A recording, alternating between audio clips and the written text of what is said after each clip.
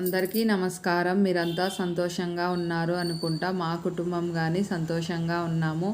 నిన్న వీడియో పెట్టింటి కదా, దానికి ఇంకా కొంచెం వీడియో ఉంది, రేపు వీడియోలో పెడతాను అంటి కదా. మరి వచ్చేసి ఇంకా ఇంట్లోకి వచ్చేసినాము. ఇంట్లోకి వచ్చిన తర్వాత వినాయక చవితికి వచ్చేసి మా అమ్మ వాళ్ళు ప్రతి వినాయక చవితికి టెంకాయల పండగ అని అంటారు. కొన్ని ప్రాంతాల్లో టెంకాయల పండగ అంటారు, కొన్ని ప్రాంతాల్లో వినాయక చవితి అంటారు, కొంతమంది గౌరమ్మ పండగ అంటారు. ఆ విధాలుగా అంటారు, ప్రాంతాల వారీగా అంటారు. మా అమ్మ వాళ్ళు టెంకాయల పండగ అనేసి ఆడపిల్లలు ఉంటారే వారికి వచ్చేసి చీర, గాజులు, మరి టెంకాయ, పప్పులు, బెల్లము, పండ్లు, తాంబూలము, గాజులు, ఈ విధంగా పసుపు దారము, చీర, జాకెట్ రెండు ఇస్తారు. అప్పుడు పెద్దలైతేనా 2 బ్లౌజ్ పీసులు, అవన్నీ మిగతా పదార్థాలు మిగతావి నేను చెప్తేనే అవన్నీ ఇస్తారు. ఆ విధంగా చేస్తానంట. ఇప్పుడు కొంచెము టెక్నాలజీ పెరిగింది కదా, అందరూ చీరలు కొని పెడతా అన్నారు. మాకు మా నాన్నకు వచ్చేసి 2 అక్కలు ఉండ్రి, వాళ్ళ ఇద్దరికి ఇస్తాండ్రి. మా ఇద్దరికి వివాహం అయిన తర్వాత నాకు, నా చెల్లికి, మా మేనత్త గారికి నలుగురికి పెడతాండ్రి.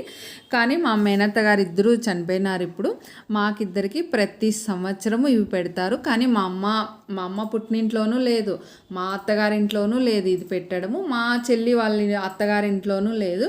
కానీ మా నాన్న వాళ్ళ ఇంట్లో ఉంది ఈ పద్ధతి. ప్రతి సంవత్సరము టెంకాయల పండగ అనేసి ఈ విధంగా ఇవన్నీ ఇక్కడ చూపిస్తానని ఇవన్నీ తెచ్చి పెడతారు. ఇంకా అమ్మకు మళ్ళీ సెలవు దొరకదు, మంచి రోజులు రావు, మంచి రోజులు ఉన్నప్పుడు అమ్మకు సెలవు ఉండాలి కదా అనేసి ఇంకా అందుకు వచ్చేసి అమ్మ ఇవన్నీ ఇంకా అప్పటికప్పుడు అనుకొని ఇంకా ఈరోజు ఎట్లో మంచి రోజు అనేసి ఇంకా అప్పుడప్పుడు పోయి అనంతపూర్లోనే అన్నీ తీసుకొచ్చేసి మాకిద్దరికి పెట్టింది.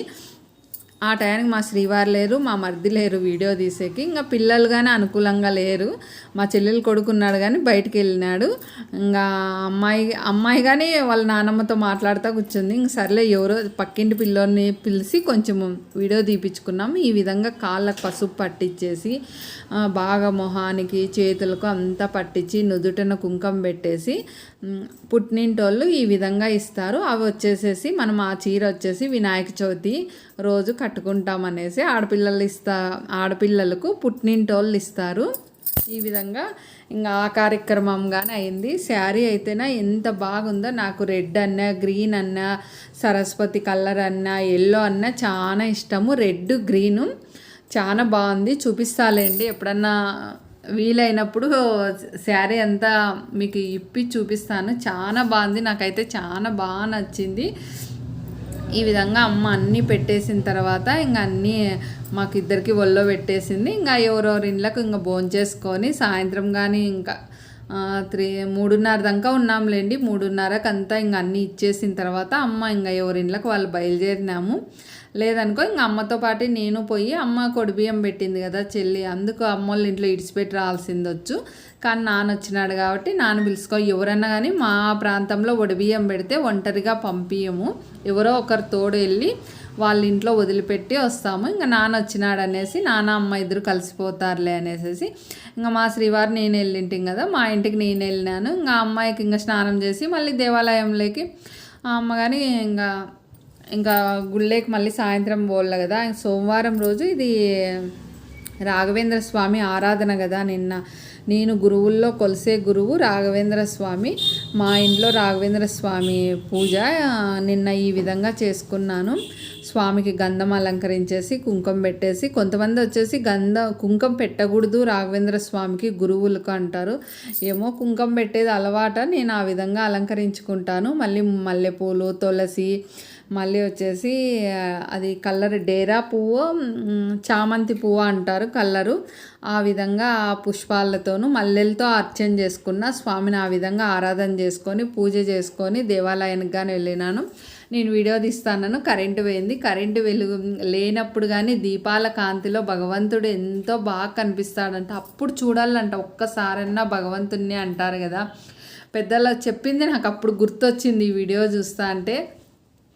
స్వామిని దీపాల వెలుగులో స్వామిని చూస్తేనే ఎంతో మంచిదంట. మనం ఒక కలియుగ దైవము తిరుమలకి వెళ్తాం చూడండి, గుర్తు తెచ్చుకోండి. దీపాల కాంతిలోనే చూడండి స్వామిని చూసేది మనకు చాలా మంచిదంట. కానీ మనకు ఈ వెలుగులో, లైట్ వెలుగుల్లో చూసి మనం అలవాటు పడిపోయి ఆ దీపాల కాంతిలో ఏదో స్వామి చీకట్లో ఉన్నట్లుంది అనుకుంటాము, కానీ ఆ వెలుగులో చూస్తేనే చాలా మంచిదంట.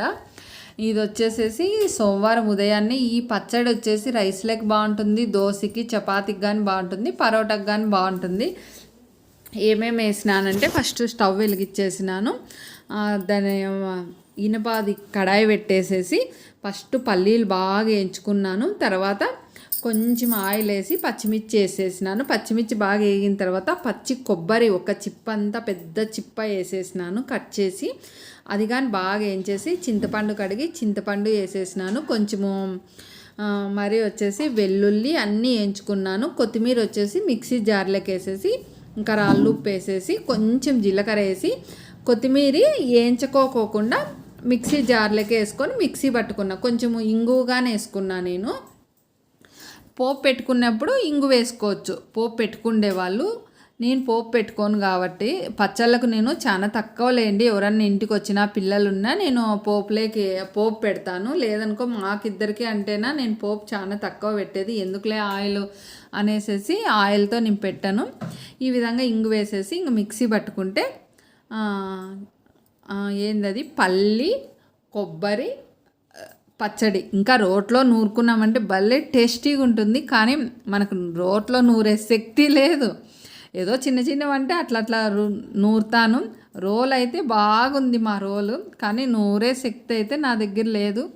ఆ దేవుడు ఇయ్యాలనేసి కోరుకుంటాను. రోట్లో నూరుకొని కమ్మ చేసుకొని మా శ్రీవారికి, నా పిల్లలకు, మా అత్తకు, మా అత్త కాదు నేను అనేది, అవ్వకు అమ్మ నాన్నకు చేసి పెట్టాలని ఆ భాగ్యం ఉందో లేదో కానీ అనిపిస్తుంది నాకు.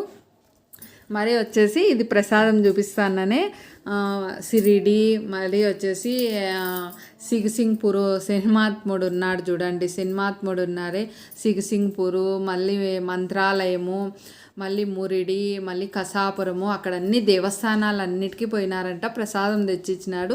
రాఘవేంద్ర స్వామి ఆరాధన రోజు మంత్రాలయంగాని పోయినామని ప్రసాదం తెచ్చిచ్చింటే కండ్లకు అద్దుకొని తింటాను. ఎంత అదృష్టము, మంత్రాలయం పోలేకున్నా ఆయన ప్రసాదం వచ్చింది ఆరాధన రోజు అనుకొని నమస్కారం చేసి. ఇట్లాంటివంటే నేను భలే నమ్ముతాలేండి. ఇప్పుడు నేను చూపిస్తానని అది వచ్చి దాని లోపల ఒత్తి ఎక్కిచ్చేసి దీపారాధన ప్రమిదిలో పెట్టేసి ఆయిల్ వేసి దీపారాధన వెలిగించినామంటేనే ఎంతసేపు చాలా సేపు వెలుగుతుంది. మనం మరొక వీడియోలో కలుద్దాం.